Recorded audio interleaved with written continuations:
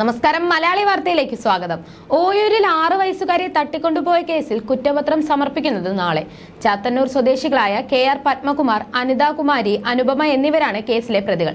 കുറ്റപത്രം നൽകുന്നതിന് മുന്നോടിയായി ഉന്നതതല യോഗം നടന്നു. മോചനദ്രവ്യം മോഹിച്ച് കുട്ടിയെ തട്ടിക്കൊണ്ടുപോയി എന്നാണ് പ്രതികൾക്കെതിരെ ചുമത്തിയിരിക്കുന്ന കേസ്.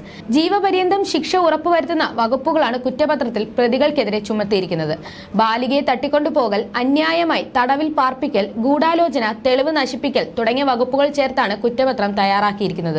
ക്രൈംബ്രാഞ്ച് ഡിവൈഎസ്പി MM ജോസിന്റെ നേതൃത്വത്തിലാണ് 13 അംഗ സംഘമാണ് കേസ് അന്വേഷിക്കുന്നത്. പ്രതികൾ അറസ്റ്റിലായി 50 ദിവസം കഴിഞ്ഞെങ്കിലും ജാമ്യാപേക്ഷ ഇതുവരെ കോടതിയിൽ നൽകിയിട്ടില്ല. 90 ദിവസത്തിനകം കുറ്റപത്രം നൽകുന്നതോടെ വിചാരണ കഴിയും വരെ പ്രതികൾ ജയിലിൽ തുടരേണ്ടി വരും. കാറിൽ കുട്ടിയുമായി യാത്ര ചെയ്യുന്ന ദൃശ്യം പോലീസിന് ലഭിച്ചിട്ടുണ്ട്. പത്മകുമാറിന്റെ വീട്ടിൽ കുട്ടിയെ പാർപ്പിച്ചതിന്റെ ശാസ്ത്രീയമായ തെളിവുകളുമുണ്ട്.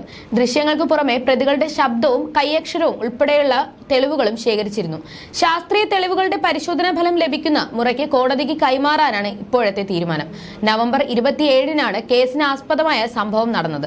വൈകുന്നേരം 4:30-യോടെയാണ് ഓയൂരിൽ വെച്ച് 6 വയസ്സുകാരിയെ അജ്ഞാത സംഘം തട്ടിക്കൊണ്ടുപോയെന്ന വാർത്ത പടർന്നത്. പിന്നീട് പോലീസ് വിപുലമായ അന്വേഷണം ആരംഭിക്കുകയും ചെയ്തു. എന്നാൽ പ്രതികളിലേക്ക് പോലീസ് എത്തുന്നതിന് മുൻപ് തന്നെ കുട്ടിയെ ഉപേക്ഷിച്ച് സംഘം കടന്നു കളയുകയായിരുന്നു. പിന്നീട് നീല കാർ കേന്ദ്രീകരിച്ച് നടന്ന അന്വേഷണമാണ് പ്രതികളിലേക്ക് എത്താൻ പോലീസിനെ സഹായിച്ചത്. കേസിൽ ഡിസംബർ 1-നാണ് പത്മകുമാറിനെയും ഭാര്യയെയും മകളെയും പോലീസ് പിടികൂടിയത്. കേരള തമിഴ്നാട് അതിർത്തിയിലെ തെങ്കാശിക്ക് സമീപമുള്ള പുളിയറയിൽ നിന്നാണ് പ്രതികളെ പിടികൂടിയത്. പത്മകുമാറിനെയും കുടുംബത്തെയും പോലീസ് നിരീക്ഷിച്ചു വരികയായിരുന്നു. മൊബൈൽ ഫോൺ കേന്ദ്രീകരിച്ചുള്ള അന്വേഷണമാണ് പ്രതികളിലേക്ക് എത്താൻ കാരണമായത്. പ്രതികൾക്ക് കടുത്ത സാമ്പത്തിക ബാധ്യതയുണ്ടെന്ന് പോലീസ് ആദ്യം മുതൽ പറഞ്ഞിരുന്നു. സാമ്പത്തിക ബാധ്യതയുമായി ബന്ധപ്പെട്ട തെളിവുകൾ അന്വേഷണ സംഘത്തിന് ലഭിച്ചിട്ടുണ്ട്. വീടും ഫാമും ഉൾപ്പെടെ ബാങ്ക് വായ്പയിലാണ്. ഓരോ കോടി രൂപ വീതം വീടിനും ഫാമിനും വായ്പ എടുത്തു.